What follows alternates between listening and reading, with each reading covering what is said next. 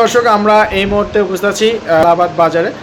Allahabad ever care diagnostic সেন্টারে chamber করছেন এলাহাবাদের কৃতি সন্তান ডক্টর কামরুল হাসান রুবেল মুন্সি। তার কাছে জানতে চাচ্ছি যে নিজ এলাকায় তিনি চেম্বার করছেন আর লম্বা সিরিয়াল হয়, এই বিষয়ে অনেক রুগীরা অনীহা প্রকাশ করছেন বা নিজস্ব এলাকায় যেহেতু অনেক রুগী হয়, এই বিষয়টিদের উদ্দেশ্যে বলেন। আলাইকুম, আলহামদুলিল্লাহ এবং ধন্যবাদ সাংবাদিক আতিক সাহেবকে। তো আসলে যেহেতু এলাকায় চেম্বার করি, এলাকার সন্তান হিসাবে সবারই অনেক একটা আশা থাকে, প্রত্যাশা থাকে।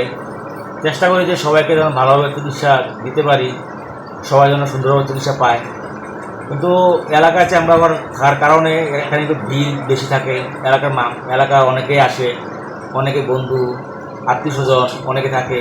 তো এটা আসলে একটু চেম্বারটা যে আমার যেই সহকারী যারা ম্যানেজ করে তাদের একটু কষ্ট হয়ে যায় আর কি, কারণ সবাই তো অনেক থাকে ডিমান্ড। তো এই ক্ষেত্রে আসলে একটু সিরিয়ালটা কষ্ট করে ম্যানেজ করতে পারলে এটা সবার জন্য অনেক উপকার হবে।